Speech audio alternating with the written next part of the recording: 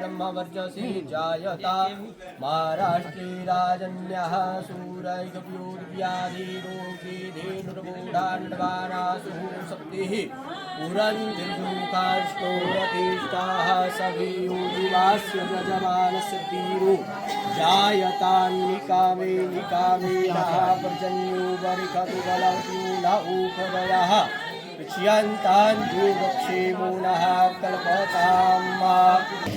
उस भगवत वर्षा करवाने का जो माध्यम भगवान ने दास किया, इस तुच्छ शरीर को अवसर चला तो भागवत को क्यों सुनी जाती है?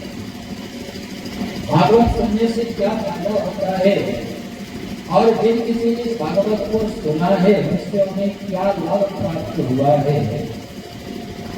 और भागवत तो कोई जीवन का विषय तो है। भागवत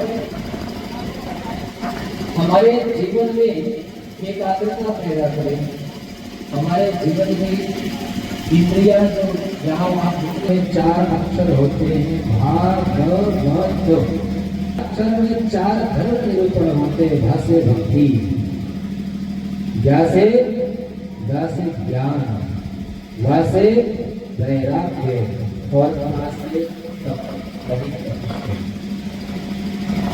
भक्ति करने के लिए ज्ञान का होना आवश्यक है। बिना ज्ञान के भक्ति संभव नहीं है। और ज्ञान प्राप्त करने के लिए वैराग्य का होना आवश्यक है। क्या है ना? बिना वैराग्य, बिना कुछ परित्याग किए हुए हमको ज्ञान प्राप्त नहीं हो सकता। छोटे बच्चे हैं, उन्हें शिक्षा प्राप्त करने के लिए सुबह उठना पड़ता है। बड़े बीज आड़ा टेढ़ा भी अच्छी जमीन पे चला जाए तो खिलखिला करके उसमें से वृक्ष निकल आता है। गरुड़ जी से इंद्र ने प्रार्थना की कि महाराज आप जिसको अमृत देने जा रहे हैं, ये अमृत पाकर के वो अनर्थ करने लगेंगे, आताताई हो जाएंगे, क्योंकि सर्प हैं, अभी उनके पास अमृत नहीं है तो ये दशा है, और जिस दिन ये अमृत पी लेंगे तो अनर्थ ही करते रहेंगे। गरुड़ जी ने बताया कि मैं दासत्व से बहुत ग्रसित हूँ और मुझे इस दासत्व से मुक्त होना है।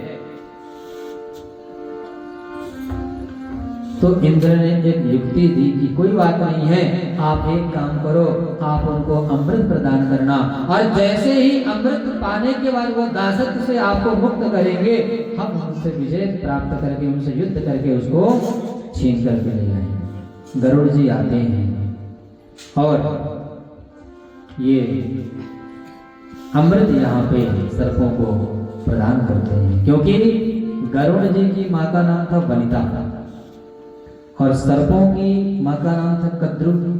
कद्रु और वनिता में ही होड़ थी और जीत नहीं पाई, कद्रु जीत गई तो उनके पुत्रों का राज हो गया। और जब गरुड़ जी ने यहाँ पे सर्पों के अमृत प्रदान किया, गरुड़ जी दासत्व से मुक्त हुए, उसी क्षण इंद्र आकर के उस अमृत को हरण करके ले गए। इंद्र तो वैसे भी चोरी में माहिर, छल करने में इंद्र से बड़ा तो कोई हो ही नहीं सकता है, क्योंकि जब चाहे सबसे पहले कोई भगत तैयार होता है तो सबसे पहले गद्दी हिलती है इंद्र। तो छल करने में इंद्र सदैव आगे है। गरुड़ जी के द्वारा अमृत प्राप्त हुआ, इंद्र के द्वारा अमृत को हरण कर लिया। यहाँ पे सुखदेव जी जो है देवताओं को अभक्त समझ लिया, आप इसके योग्य नहीं हो, और अभक्त को कहा साथ में ठग भी कहते हैं। सुखदेव जी कहते हैं कदाचित आप अगर भाव लेके आते कि सुखदेव परीक्षित के साथ हमें भी भागवतामृत पान करा दीजिए तो शायद हम आपको कराते, लेकिन आप यहाँ तो व्यापार की दृष्टि से, आप तो ठग बन के आए हो। तो ठग में बराबरी होती है, अगर कोई चीज की समानता करना है तो बराबर की वस्तु होनी चाहिए। सोना का पीतल से करेंगे तो कैसे काम चलेगा? और कहाँ ये अमृत, कांच रूपी कहाँ ये अमृत, और कहाँ मणि रूपी भागवतामृत।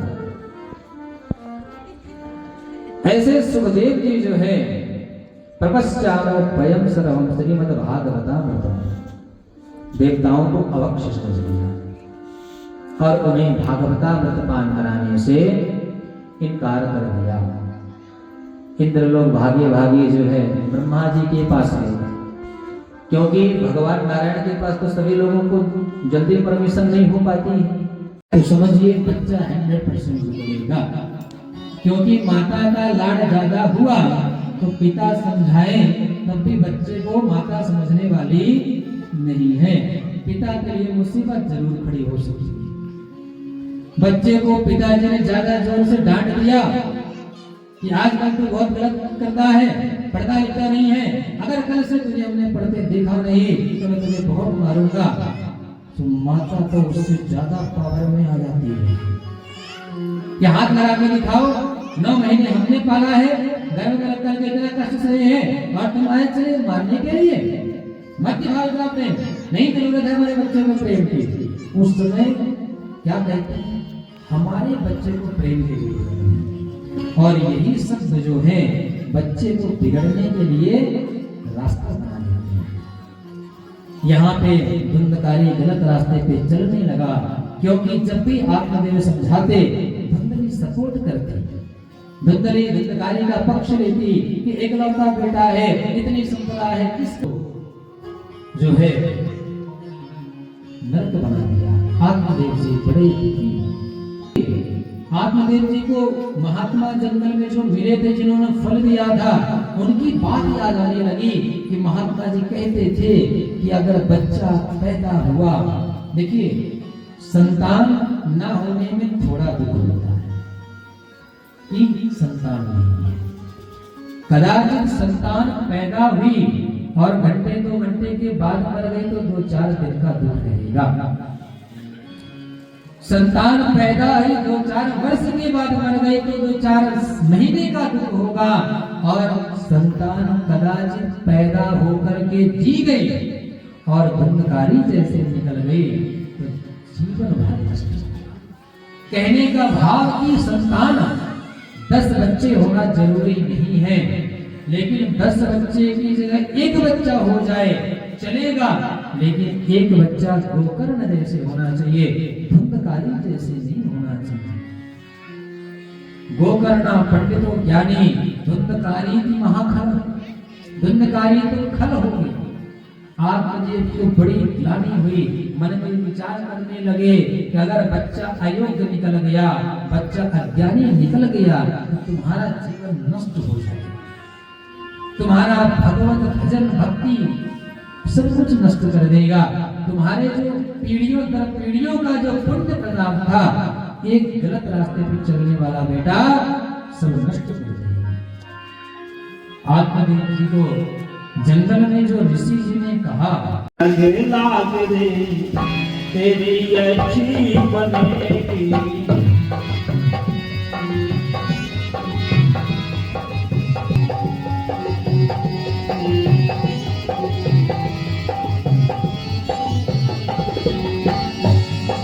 अच्छी बनेगी तेरी बिजली बनेगी, अच्छी बनेगी तेरी बिजली बनेगी, संतन के सने लाग दे तेरी अच्छी बनेगी, संतन के सने लाग दे तेरी अच्छी बनेगी।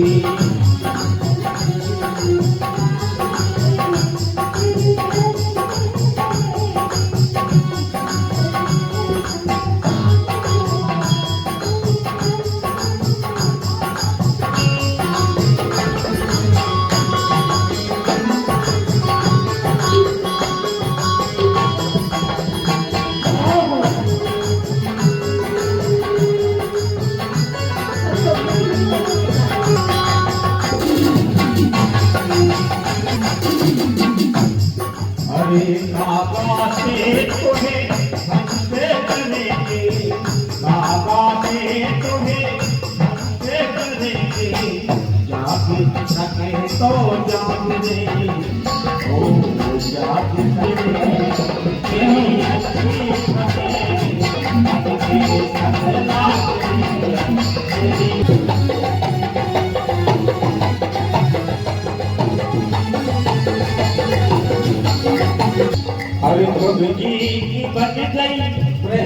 प्रहलादों की बन गई, ध्रुव जी की बन गई, ध्रुव जी की बन गई, प्रहलाद की बन गई।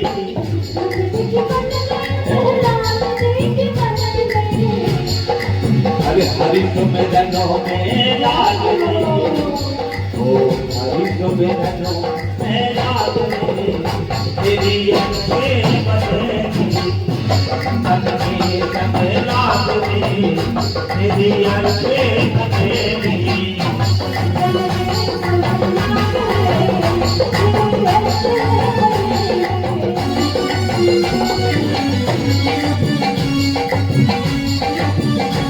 तन के संग लाग रे, ओ संतन के संग लाग रे, तेरी अच्छे बनेगी, तन के संग लाग रे, तेरी अच्छी बनेगी, तन के संग लाग रे, तेरी अच्छे बनेगी, बिगड़ी बनेगी, अच्छे बनेगी, बिगड़ी बनेगी। यहाँ पे धुंधकारी जो है 5 व्यक्ति की वेश्याओं को घर पे रखा, नित्य प्रति चोरी करने लगा।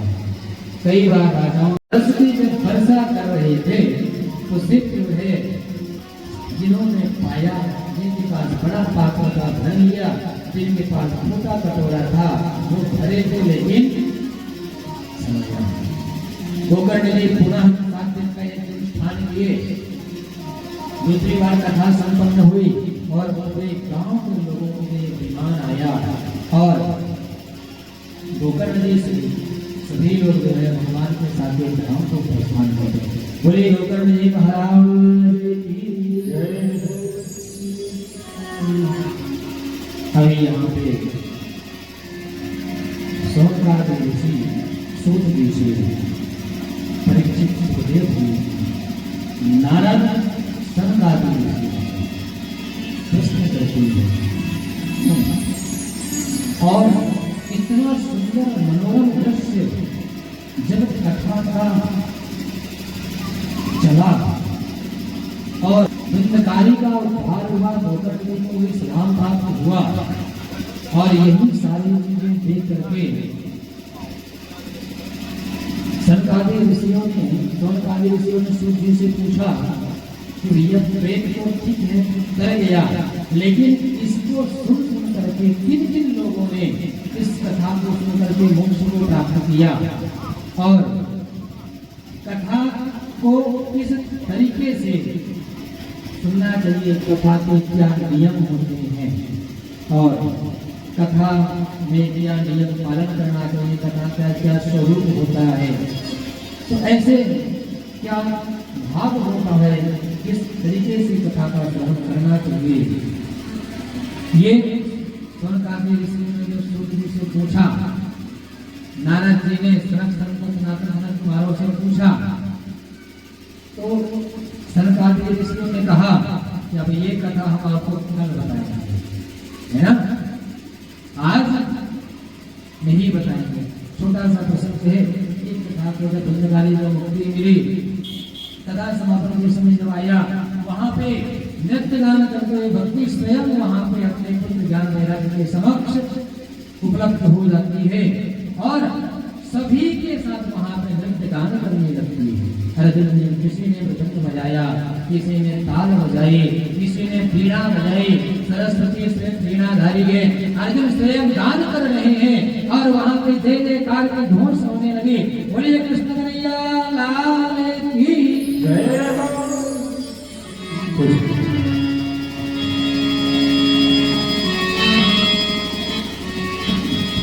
राह तके मेरे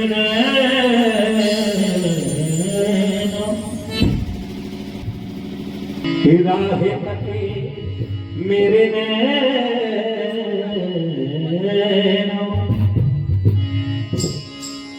कि अब तो तरस दे दो कुंज बिहारी, मनवाहे बेचैन मनमोहन का विनती करो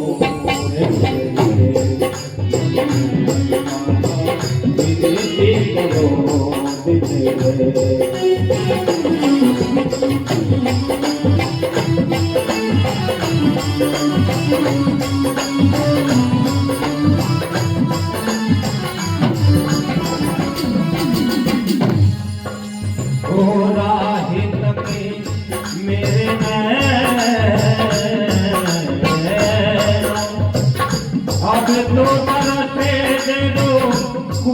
बिहारी मनोवाहे विजय विनती करो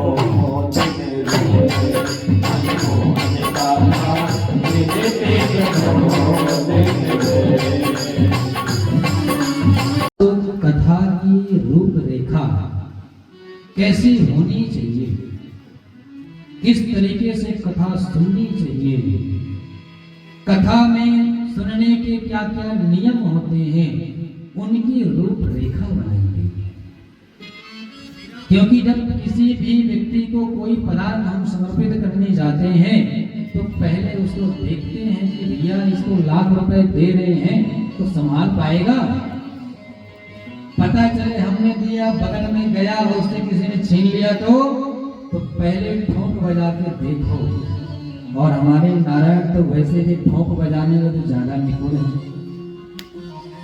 भगवान विष्णु की जो भक्ति करता है तो पहले ठोंक बजा के देखते हैं कि भक्ति कर रहा है तो सही जगह कहीं दिखावा तो नहीं कर रहा। और हमारे भोलेनाथ की भक्ति तो ऐसी है कि कोई दिखावे नहीं कर दो प्रसन्न, वो बात अलग है कि फिर उनके लिए ही मुसीबत हो जाए। तो आज सिर्फ कथा की रूपरेखा तैयार की गई है कि कथा का महत्व क्या होता है, क्यों सुनी जाती है कथा, और कथा को किन लोगों ने सुना है। कथा का एक ऐसा वृक्ष है कि बैकुंठ से ब्रह्मलोक, ब्रह्मलोक से गोलोक, गोलोक से जो है भूमि में आने के लिए न जाने कितने ऋषियों, नारद के पास सनत कुमार, फिर नारद हो गए ब्रह्मा से सनकादि ऋषियों के पास, सनकादि ऋषियों से नारद जी के पास, नारद जी से वेद व्यास जी के पास, और वेद व्यास रूपी वृक्ष से दो फल तैयार हुए, सूत और सुखदेव। देखिए दोनों सुख हैं। एक में गुरु की कृपा, गुरु कृपा ही केवल गुरु की कृपा है, और एक में साक्षात नारायण की कृपा है। सुखदेव कोई सहज प्राणी नहीं, 12 वर्ष तक इसने मातृगर्भ में रख करके तपस्या किया। राम राम सीता राम राम राम हरे राम सीता राम राम राम हरे राम राम राम हरे राम राम हरे राम राम सीता राम राम राम हरे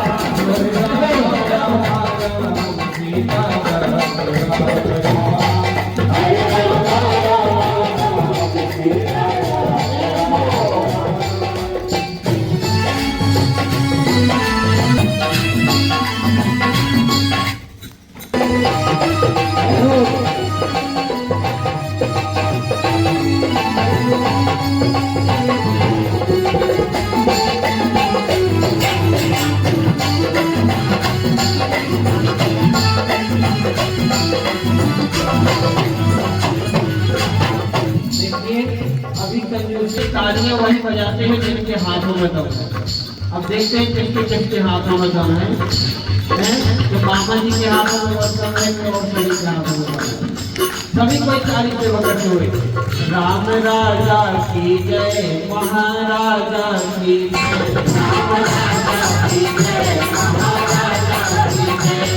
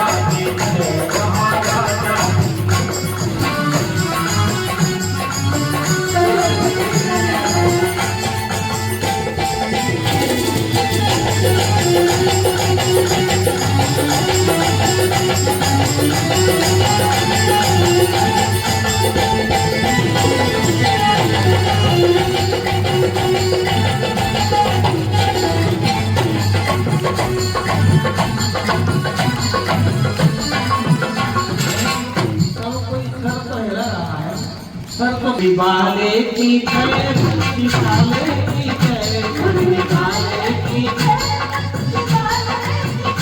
मुरली वाले की जय, बंसी वाले की जय, मुरली वाले की जय, बंसी वाले की जय, जैसे भागो दुलारी की जय जय, जैसे भागो दुलारी की जय जय, राजा की जय, महाराजा की जय, राजा की जय।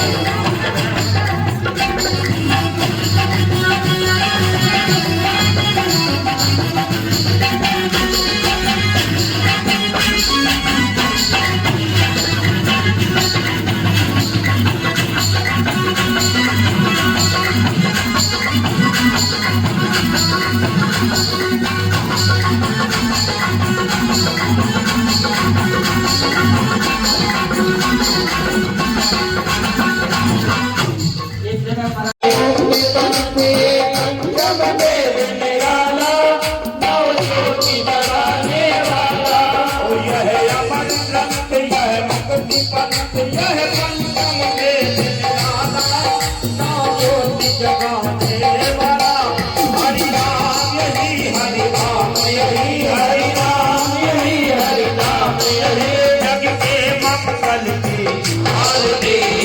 पापियों को पाप से आरती, सेवा जगत भगवान की है आरती, पापियों को पाप से है आरती। ओ यह भक्ति गीत पावन पुनीत पापों को मिटाने वाला, हरि दर्द कराने वाला, ये भक्ति गीत पावन पुनीत पापों को मिटाने वाला, हरि दर्द कराने वाला। ओ यह भक्ति गीत पावन पुनीत पापों को मिटाने वाला, हरि दर्द कराने वाला, यह सुख करनी यह दुख हरनी, यह सुख करनी यह दुख हरनी, मन जोड़न की आरती, पापियों को पापी है आरती, सेवा जगत भगवान की है आरती, पापियों को पाप से है आरती।